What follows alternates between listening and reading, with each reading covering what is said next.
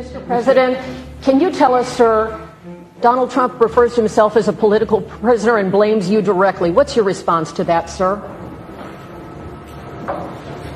Do you think the conviction will have an impact on the campaign? What's your response to that, sir?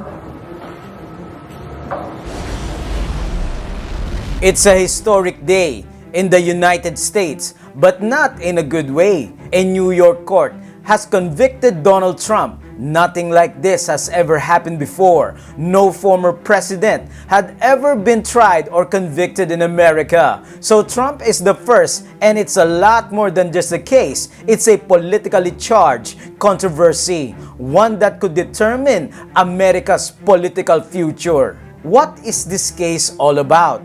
President Trump was facing 34 charges in New York. All of them were linked to the same case of paying hush money way back in 2006 and how it was paid. This money landed him in trouble. Trump falsified business documents, and that was charged against him. The prosecution built quite a strong case. They called 20 witnesses. In total, one of them was Trump's fixer, the man who paid this hush money in 2016. So the case ended in conviction. Trump was found guilty. Will Donald Trump go to jail? Highly unlikely. The maximum punishment is 4 years in jail, but that's pretty rare. Judges often give a few months or even a fine, and in this case, it's not just any convict we're talking about. It's Donald Trump. He's a senior citizen and a former president, so putting him in jail is a tough call. Trump also can appeal this verdict. His team has already signaled that they will do it, and if they do, things will get delayed. Trump's sentencing is scheduled for July 11th, but an appeal could push that back. This was a disgrace. This was a rigged trial by a conflicted judge who was corrupt. The real verdict is going to be November 5th by the people. I'm a very innocent man, and it's okay. I'm fighting for our country. I'm fighting for our Constitution. This was done by the Biden administration in order to wound or hurt an opponent, a political opponent, and I think it's just a disgrace.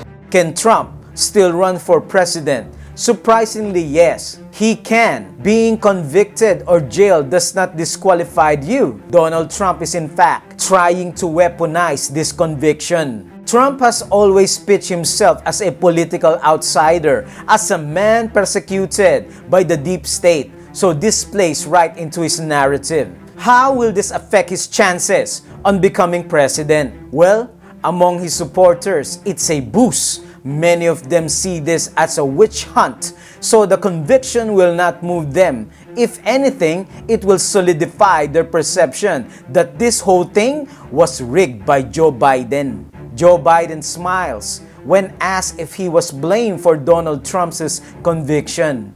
President, can you tell us, sir, Donald Trump refers to himself as a political prisoner and blames you directly. What's your response to that, sir?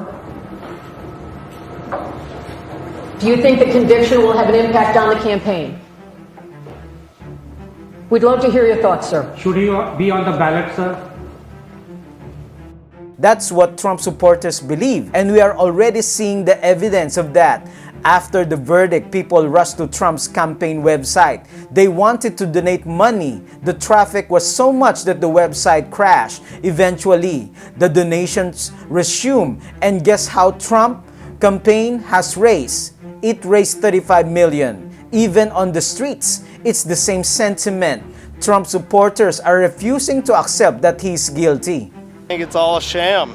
I think they shouldn't be able to run election interference the way they are. At the end of the day, it's only going to increase his support like every other time they indicted him. He's actually going to win because it's in the public's eye how they're using this judicial system just to penalize him, to get him away from running for president again. Wouldn't let us do those things. But when the government wanted something, they got everything. They got everything they wanted. It was a rigged trial. We wanted a venue change where we could have a fair trial. We didn't get it. We wanted a judge change. We wanted a judge that wasn't conflicted. And obviously he didn't do that. Nobody's ever seen anything like it.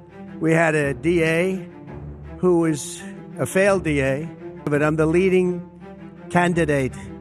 I'm leading Biden by a lot, and I'm leading the Republicans to the point where that's over.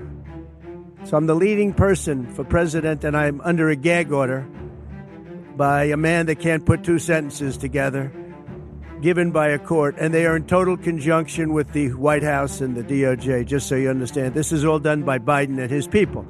The most historical trial in the Bible is the trial of Jesus Christ. And it was the mob, it was the government of Pilate and Rome that have united to persecute Jesus Christ and eventually led to his death on the cross.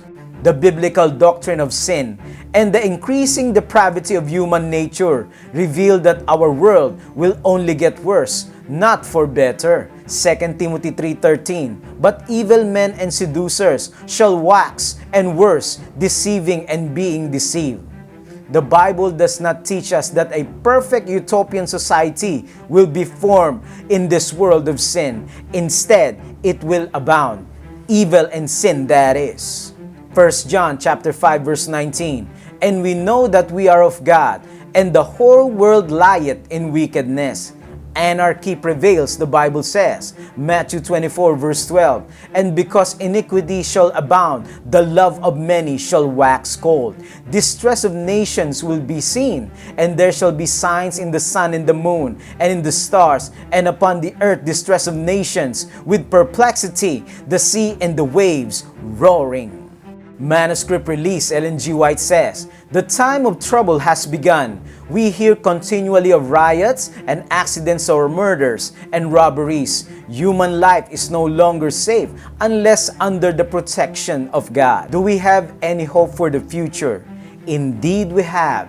But God requires effort on our part because a storm is coming, relentless in its fury. Are we prepared to meet it?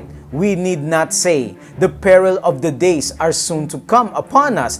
Already they have come. We need to prepare. We need now the sword of the Lord to cut the very soul and marrow of fleshly lusts, appetites, and passion. Now is the time to put forth earnest to overcome the natural tendencies of the carnal hearts. Our efforts, our self-denials, our perseverance must be proportionate to the infinite value of the object of which we are in pursuit. Only by overcoming as Christ overcame shall we win the crown of life. Testimonies, Volume 8, page 315. Whoever is president, whoever is ruling, Jesus is king, and God is still in control. Is Jesus the supreme ruler of your heart? If yes, kindly type, Jesus lives in my heart. Thank you, dear friends. Kindly like and share this timely video to all, and may we continue to profess truth in Bible prophecy.